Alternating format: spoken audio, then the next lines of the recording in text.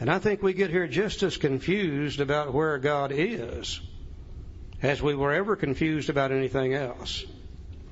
As a kid growing up, somewhere I got a picture in my mind. Now, I don't know whether I dreamed it or saw it.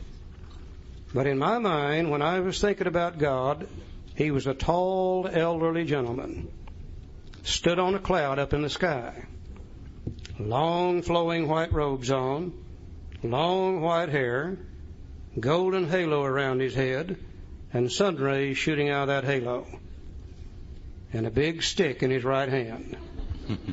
Now, I don't know whether I saw that or whether I dreamed it, but one of the reasons I thought God was there is because every time the minister talked about God, he always pointed up there, so I knew he had to be up there somewhere. But then what really confused me, I noticed every time the minister wanted to talk to God, he always looked down here. He points up. Hell, no wonder we get confused as kids about where God is. And I looked and I looked and I looked and I looked, and I never could find God, because I never did know where He was. And it took the big book Alcoholics Anonymous to tell me just exactly where I'm going to find Him. Page 55. You know, many years ago I was working for, not working, but I was involved in a halfway house in Tulsa, and I was heavily involved, and there was this young man there who'd asked me to be his sponsor, and he said, well, what do you think I ought to do? I said, well, it'd be probably a good idea if you had a job, you know, to start somewhere here. And he said, well, easy for you to say, I don't have any car, and I can't get back and forth with no money. Can't even ride the bus. And I said, well, I'll take you around and help you find a job. And then if you find a job, I'll take you back and forth till you can get a couple of paychecks, and then you can buy a car or do whatever you need to do. He said, fine. So I'm taking him back and forth to work. And one morning he told me a story that really helped me a lot. And he said, and this is the way the story goes. He said, there was the 3 wise men of the East, he said, and they took from man the crown of life, the thing that would make us the happiest, and took it away from him. And they said, well, now we took it away from him, what are we going to do with it? I said, well, one of the guys said, I'll tell you what we'll do. We'll take it to the highest crevice on the face of the earth and the highest mountain, and we'll hide it up there, and he'll never be able to find it. The other 2 said, yeah, but you know how they are. They'll hunt and they'll search and they'll eventually find it. The third one said, I'll tell you what, we'll take it to the deepest crevice of the deepest ocean and hide it there, and they'll never think about looking for it there. But he said, yeah, but you know how they are. They'll hunt and they'll search and they'll eventually find it. The third one said, I'll tell you what we'll do. We'll hide it within himself, and he'll never think about looking for it there. Page 55, first paragraph. Said, actually, we were fooling ourselves. For deep down in every man, woman, and child is the fundamental idea of God. It may be obscured by calamity, by pomp, by worship of other things, but in some form or other it is there. For faith in a power greater than ourselves and miraculous demonstrations of the power in human lives are facts as old as man himself. We finally saw that faith in some kind of a God was a part of our makeup, just as much as the feeling we have for a friend. Sometimes we had to search fearlessly, but He was there. He was as much a fact as we were. We found the great reality deep down within us. In the last analysis, it's only there that He may be found. It was so with us. So we can only clear the ground a bit.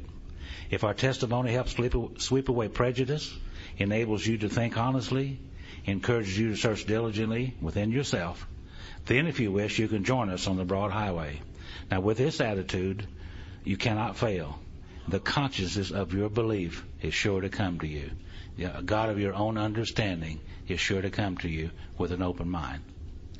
You know, it seems as though all human beings are born with some basic knowledge deep down inside themselves, probably lying at a subconscious level. And that basic knowledge seems to be able to tell us what we should do and what we shouldn't do. It seems to be able to tell us how we should live and how we shouldn't live. And I'm sure a lot of people would like to refer to that as just plain old common sense. I think others might want to call it innate intelligence. Some might want to call it the conscience, and others might want to call it the soul. And I don't think it really makes any difference what we call it, as long as we recognize the fact that it's there. And if you're anything like I am, as far back as I can remember, I've always been aware of that knowledge. There used to be times I would be getting ready to do something, and some voice somewhere from within inside me would say, Charlie, I don't believe you ought to be doing this. And I wouldn't pay a bit of attention to it. I'd go right ahead and do it, and I'd just get in one hell of a mess. And that same little voice would say, see, I told you not to do it in the first place. Now, if that's true, and if that's God, then what that means to me today, if God dwells within me, then I've got my own personal God. I don't worry anymore about whether He's the God of the Baptist Church or not.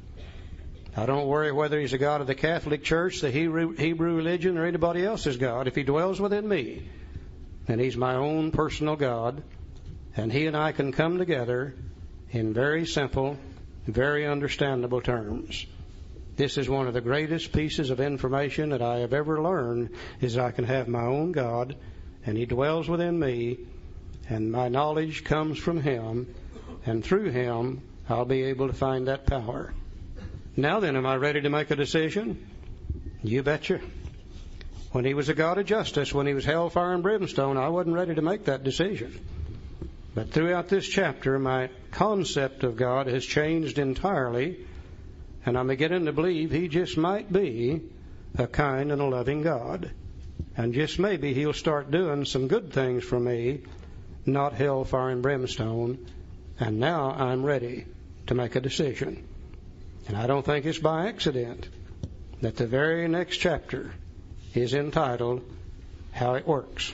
You know, back on page 45, it said the main object of this book was to enable me to find a power greater than myself, which would solve my problem. And Bill's going to sit down here now, and he's going to write some of the best spiritual information the world's ever seen, a little formula called, or proposals, he called them, the 12 Steps of Alcoholics Anonymous. And I can just see Bill there with the problem that he has. You know, we've got Protestants in AA, and we've got Catholics in AA, and we've got Jewish people in AA. We've got a sprinkling of Muslims in AA. We've got some Buddhists come into AA at that time. And how are you going to write a set of steps or proposals that's not going to offend some of these people? Quite a chore for a guy like Bill, or anybody, to tell you the truth. The Oxford groups were coming from first century Christianity. They had those 4 absolutes, and they were really, really strong. They wouldn't give you any slack at all. They were more interested in the letter of the law rather than the spirit of the law. Bill was interested in the spirit of these things rather than the letter of them. That's why it's a spiritual program.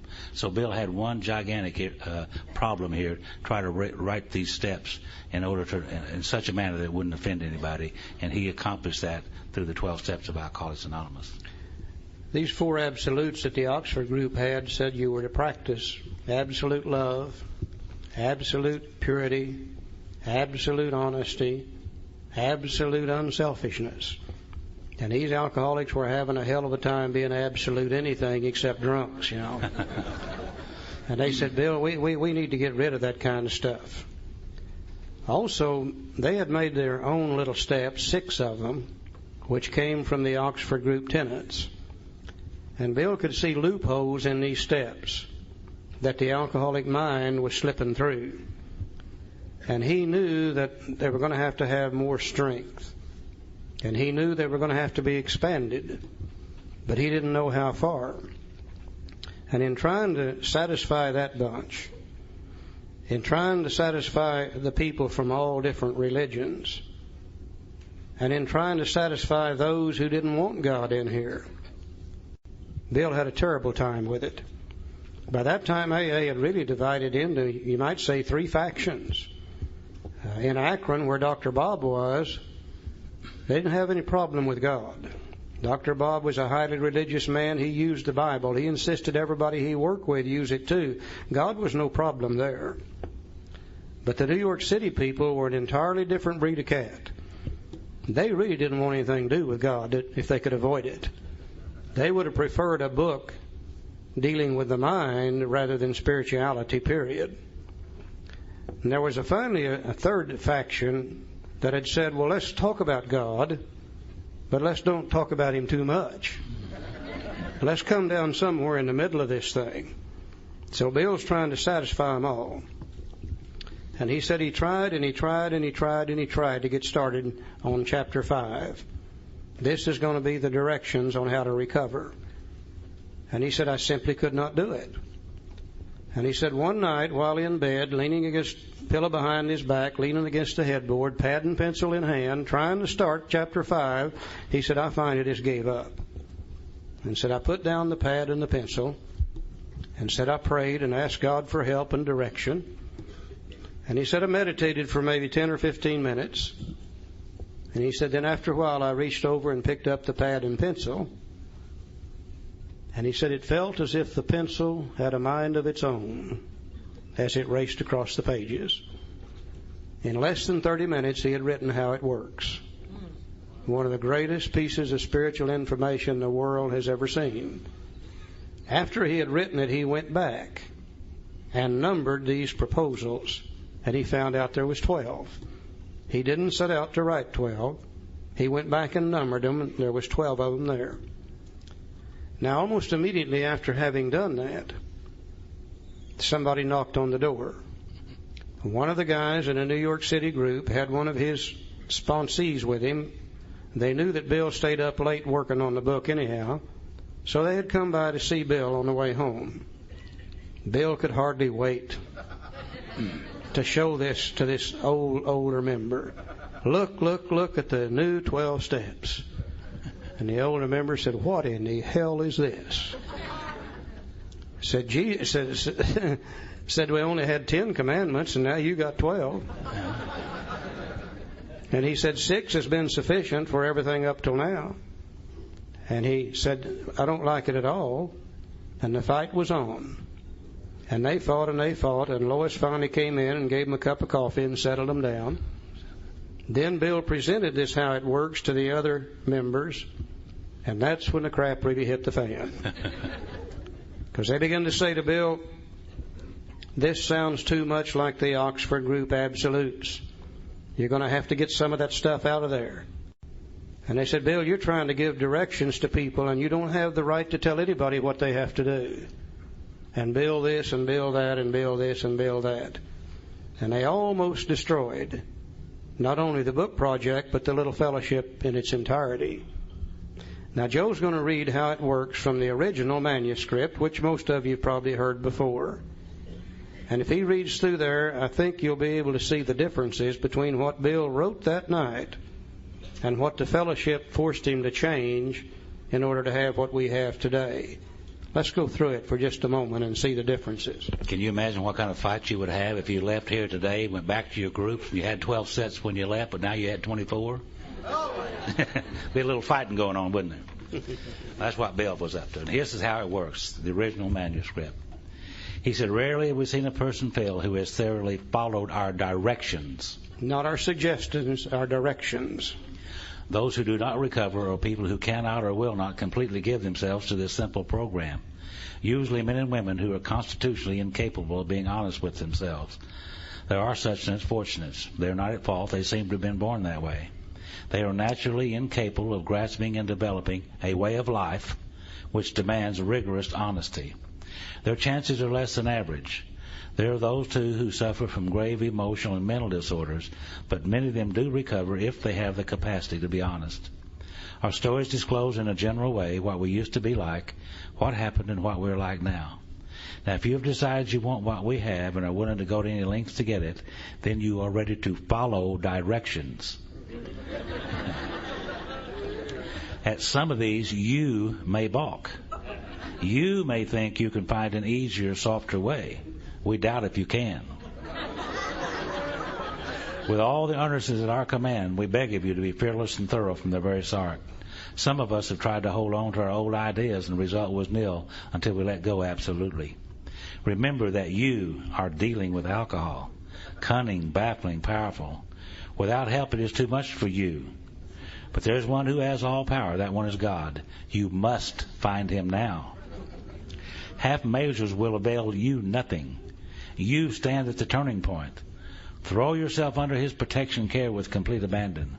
Now we think you can take it.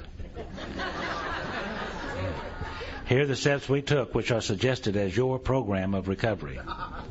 1. Admitted that we were powerless over alcohol and that our lives had become unmanageable. 2. Came to believe that a power greater than ourselves could restore us to sanity. 3. made a decision to turn our will and our lives over to the care and direction of God as we understood Him. Over to the care and direction of God as we understood Him. Remember that. We'll refer to it later on. 4, made a searching and fearless moral inventory of ourselves. 5, admitted to God and to ourselves and another human being the exact nature of our wrongs. 6, we're entirely willing that God remove all these defects of character. 7, humbly, on our knees, ask Him to remove our shortcomings, holding nothing back. 8, made a list of all persons we had harmed and became willing to make complete amends to them all. 9, made direct amends to such people wherever possible, except when to do so would injure them or others. 10, continued to take personal inventory, and when we were wrong, promptly admitted it. 11, sought through prayer and meditation to improve our contact with God, praying only for knowledge of His will for us and the power to carry that out.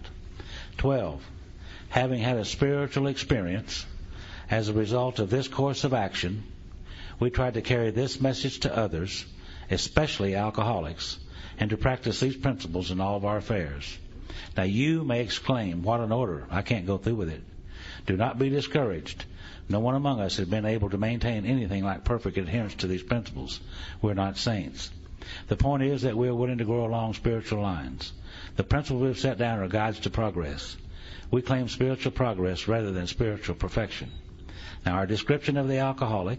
That's the doctor's opinion, Bill's story, some of it in chapter 2 and 3. The chapter 2, the agnostic. Chapter 4. And our personal adventures before and after. Bill's story and those in the back of the book. Have been designed to sell you 3 pertinent ideas. Well, Bill was a salesman, you know. A, that you are alcoholic and cannot manage your own life. Step 1. B, that probably no human power can relieve your alcoholism. Step 2. C, that God can and will. The rest of step 2. Now, if you're not convinced on these vital issues, you ought to reread the book to this point, or else just throw it away. So you can see that Bill his intention was not just a set of suggestions. He was going to give real directions on how to work the steps and when to work the steps. And going to give us precise, specifically, clear-cut directions on how to do that. And he was very adamant about it. But the crap hit the fan, and they asked him, and they made him through the argument to make some changes in this original How It Works. And so today's How It Works that we have in the book and the changes that was forced upon Bill. You know, and Bill said that he would compromise with him in this area, but he made a deal with him. And I can imagine through all the argument that they had up to this point, back and forth of this program, the kind of arguments that they had. They were almost ready to disband and ruin the little fellowship of Alcoholics Anonymous at that time. So Bill made a little compromise. He said, I would from now on, I'll make these changes, but from now on, I will complete the rest of this book, or else you can do it. Well, they didn't want to complete the rest of the book. They wanted Bill to continue to do that. So they agreed to let Bill continue to write the rest of the book without much interference on their part. You got it almost sealed, Bill, when he wrote this and gave it to them, and they began to fight and argue over it. And they began to tell him he's going to have to change it. And remember, Bill's stubborn and bullheaded, just like the rest of us. And he said, no, I'm not going to change this. And they said, well, Bill, you are. Don't you remember? It's not your book, it's our book. That's the deal we made to begin with. He said, that doesn't make any difference. He said, I'm not going to change this part of the book. And they said, well, you are going to change it. And he said, what you guys don't realize is these aren't my words anyhow. He said, these are God's words. They came after prayer and meditation. And they said, we don't give a damn whose words they are. It's our book, and you're going to change it. And finally, Bill realized that if he didn't compromise, they would destroy this project and maybe the whole fellowship. And there was a non-alcoholic psychiatrist around in those days, and he made some suggestions. He said, why don't you change it from directions to suggestions? You'll still get your meaning across, and probably more people would accept it. And he said, well, you're saying you. He said, don't do that. Don't tell them what they have to do. Change that to we. Say this is what we had to do. Then you'll get your message across, and more people would probably accept it. And he said, where you're saying must, change that to ought, and it will be more acceptable. Now, Bill very, very reluctantly made those changes. Now, today we don't know. If they hadn't made the changes, if they'd left it like it was originally, maybe instead of 2 million worldwide, we might have 10 million. But also, if they hadn't made the changes, instead of 2 million worldwide, we might only have 10,000. Who knows? Nobody knows. We just know this is the history behind this particular part of the book. Bill was cunning, baffling, and powerful also. Because he said, okay, I'm going to compromise with you, but you're going to have to compromise with me. And they said, well, what do you want? He said, I'm tired. I've fought with you all I'm going to fight. He said, if you want me to finish the book, then you give me the authority to do so. And if you don't want to give me the authority, then you finish the book. Well, they didn't want to give him that authority, but they didn't want to finish the book either. So they very reluctantly agreed to that. Now, what Bill knew that they didn't know is 2 pages later, he's going to put directions and you and must right back in the book. He's had it in the book all the way up to how it works. They jerked it out, and then he puts it back, and that ruins some of the continuity of the book. But now that we see what happened, it makes more sense. The other thing that is so apparent is when he says, back here about the 3 pertinent ideas, if I can find it again. I don't trust my memory that good anymore. Our description of the alcoholic, the chapter to the agnostic, and our personal adventures before and after have been designed to sell you 3 pertinent ideas. He's talking about the doctor's opinion in the first 4 chapters and the stories in the back of the book. And if we've been sold on those 3 pertinent ideas, A, that we're alcoholic and cannot manage our own life, then we're through with step 1. If we've come to believe that no human power can relieve our alcoholism and that God can and will, then we're through with step 2. Now, the very next statement says, if you are convinced, you are now at step 3. You see, the fallacy in trying to start somebody in chapter 5 is it starts with step 3. And it's hard to start with step 3 unless you've got 1 and 2 behind you. People come to us today and they say, well, how do you work steps 1 and 2? And our answer is you don't. They are not working steps. There's no action involved here. These are conclusions of the mind that we draw based upon information presented to us in the doctor's opinion in the first 4 chapters. I've always been powerless over alcohol. My life has been unmanageable because of that. I just did not know that, nor did I know why, until I read the doctor's opinion in the first 4 chapters. There's always been a power greater than I am could restore me to sanity. I just did not believe that he would, nor did I understand the insanity until I read the doctor's opinion in the first 4 chapters. Now, if I can say to myself today, you betcha I'm powerless over alcohol, my life is unmanageable, I'm through with step 1. If I can say to myself today, I have come to believe there's a power greater than I am can restore me to sanity, I'm through with step 2. And now then, I'm ready to look at step 3. Now I might make a decision. Being convinced we were at step 3. We haven't took step 3 yet, but we were just there, which is that we decided to turn our will and our life over to God as we understood Him. Well, just what do we mean by that, and just what do we do? Well, that's a very good question, isn't it? What does step 3 mean? Well, we're going to make a decision. That's part of it. To do what? To turn our will, and what is our will? Our will is our thinking, and our life is our actions. We're going to make a decision to turn our will and our life over the care and direction, that's what the step used to say, to God as we understand Him. Our will is our thinking, our life is our actions, and we're going to make a decision to let God direct our thinking and direct our life in step 3. Haven't done that yet, but we're getting willing to do that. I've always heard a lot of people say one of the most misunderstood steps in the big book is step 4, and I'll agree with that. But I don't think step 4 is any more misunderstood than step 3 is. I hear people today say, I've been in AA about 5 years. My life's still all screwed up, and I don't understand why, because I turned it over to God 3 years ago when I took step 3. No, we don't turn anything over to God in step 3. We make a decision to do something in step 3. And the decision itself implies we're going to have to take some further action to carry it out. You know, one of the greatest examples I can think of is probably 4, 5, 6 years ago now. Barbara and I made a decision to come to Los Angeles, California and visit some of our relatives. But we didn't do anything to carry that decision out. And sure enough, we didn't get to Los Angeles that year either. Second year in a row, we made a decision to come to Los Angeles and visit our relatives. Again, we didn't do anything to carry it out, and we didn't get to California either. Third year in a row, we made that decision. Only this time, it was a little different. This time, I took the car down and had it serviced. Barbara packed the clothes and a little food, and we got in our car and we drove from our home to Tulsa, Oklahoma. Then we drove to Oklahoma City. Then we drove to Amarillo, Texas. Then we drove to Albuquerque, New Mexico. Then we drove to Flagstaff, Arizona. Then we drove to Barstow, California. Then we drove to San Bernardino. And then we drove to Los Angeles. And by golly, one day we ended up visiting our relatives in Los Angeles. Not because we made a decision, but because we took the action necessary to carry out that decision. Now, what is it we're deciding to do?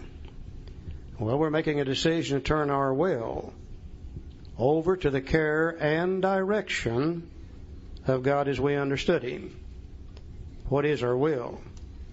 Well, our will is nothing more than our thinking apparatus.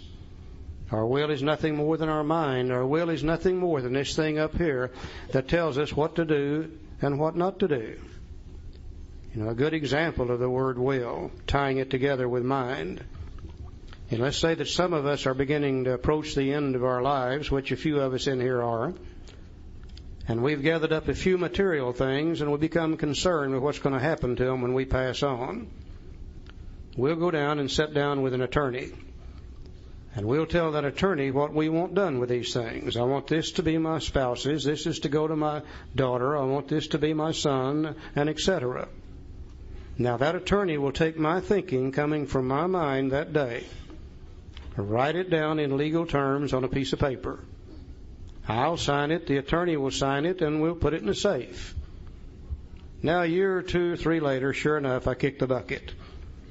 And if my family's like most of them, they're going to call the undertaker and say, come and get him ready, and let's get him out that cemetery about as soon as we can. And a couple of days later, they all gather out at the cemetery.